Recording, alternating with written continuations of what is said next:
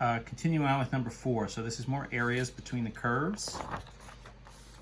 I made another sketch, kind of plotted this out in advance to try to get a semi-decent sketch going. This is y is the root of 2x versus y equals x. So I've got my sketch here. The intersection is going to go at 0 and 2. You know, I guess same thing if you set them equal. You know, root of 2x equals x. That means 2x would be x squared, right? X squared minus 2x is 0, so your intersection points are happening, right? X equals 0 and x equals 2. We can visually see that's 100% what is happening. Technically, we need to sort of take those and sub them back into the original, but they're both going to work in this case. I know because we can literally see that they're going to work here. So we'll go with that for now. That means our integral, right, over the interval 0 to 2, the upper minus the lower. The upper is the root function, right? Root of 2x minus the lower is just x. And I'm going to do one thing here. I'm going to rewrite the root of 2x, right? It's the root of the quantity 2x. This is kind of like a, you know, you could think of this like a u substitution where you need to do 2 times x as your u. In some sense, you could kind of do that and then sort of also have a piece over here. I'm going to do something that's a little bit simpler in this case. I'm just going to reconceptualize this, right? So this is like the root of 2 as a constant times x to the 1/2, right? Technically, that's true. That's exactly what's happening. So rather than try to fool with doing a u substitution there, and I have to sort of break it up, right? This one is a u sub and this one isn't. I need to break it into 2 integrals, and it would just kind of go on and on. But let's just think of this as the root of 2 times the root of x, and then that would be the root 2 times x to the 1/2. That'll kind of get us there in 1, and hard to complain about that. Antiderivatives, so then that's root 2, right? I know we've done this a whole bunch over 3/2. I know that's going to be 2/3 times that. So we're going to get this kind of 2 root 2 over 3. A little bit of an awkward number, but that's fine. X to the 2 over 2. And then, of course, that's from 0 to 2. So this would be 2 root 2 over 3, right? And then this is root of x cubed minus x to the 2 over 2 from 0 to 2. And we're going to get some interesting numbers here because we're going to have to be subbing in 2 under a square root. 2 doesn't have a great square root. Refocus. Sorry about that. But let's just play it out. Let's just kind of see what happens. If our final answer needs to have some root 2's in it, so be it. That's totally fine. It just is what it is. If anything, we know that's not really going to clean up all that well, and we could leave it. You might prefer to get an answer like that. But let's see what we have. So this is 2 root 2 over 3 times, so this is root 2 quantity cubed. So we'll come back to that. Minus, right, 2 squared over 2. That's the first one. And then minus, now subbing 0 in. The 0 here is going to make everything here go to 0. So that makes our lives a little easier. So that'll be 0 minus 0, right? So those will all be zeros. What the heck is the root of 2 cubed? Well, root 2 squared would just be 2, right? I mean, essentially what this means, this is a little sidebar, I guess, right? Root of 2 cubed. So root of 2 times root of 2 times root of 2. 2 of those together, right? Root times root, right? This would be sort of root of 4. And I guess in some sense this all together would be the root of 8. So that would be a 2 times the 1 left over root of 2.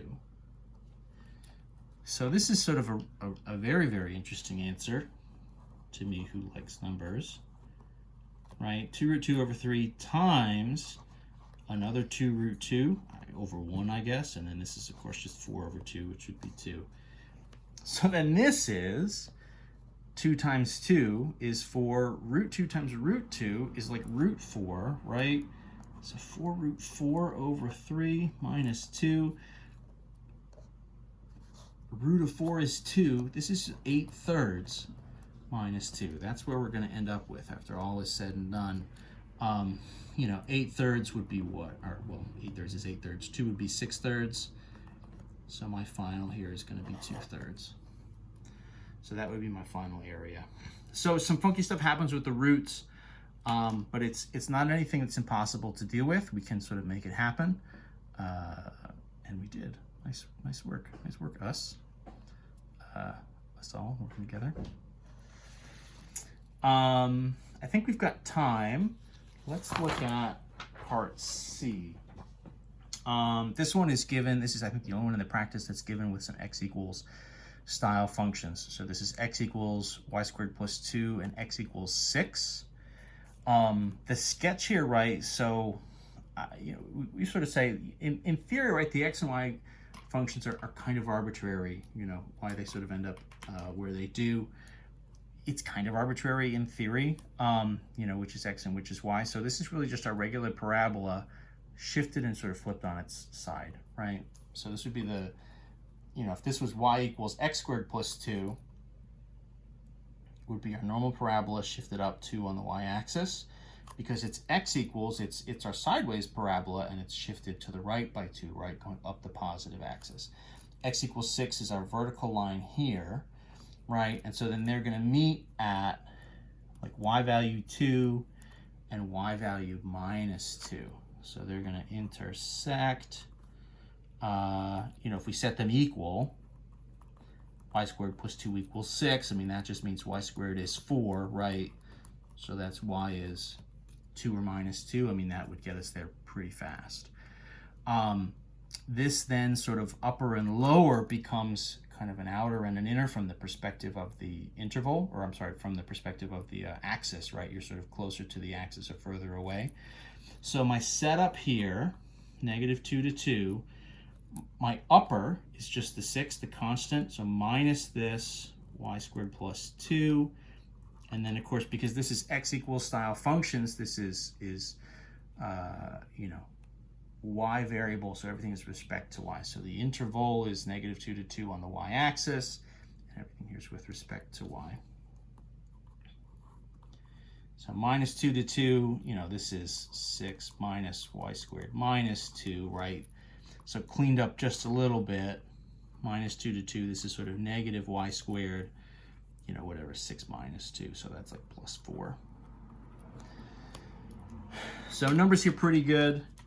I think we've had some numbers go sideways here, so best not to get overconfident. Equals, so antiderivatives, right? 2 plus 1 is 3 over 3 plus 4 times y. From 2 to 2, what's going to happen here? So -2 cubed over 3 plus 4 times 2 minus 2 cubed minus 2 cubed, you know, over 3 plus 4 times -2. So we got numbers all over the place, but that's okay. This would be what? -8/3 plus 8 minus, this would be negative, but then double negative, so 8/3 minus 8. What's gonna happen? So this is -8/3 plus 8 minus 8/3 plus 8. So then this is really 16 minus 16/3. 16 written over thirds. 16 times 3 is 48. So then this is going to end up as 32 thirds. We've said the areas here, right? The area between two curves should be positive values. That's important. These are, all of them were. So I think we're good to go. So that's it for question number 4. We'll see you for the last questions, which are going to be question number 5, our volume questions. So see you for those in a minute.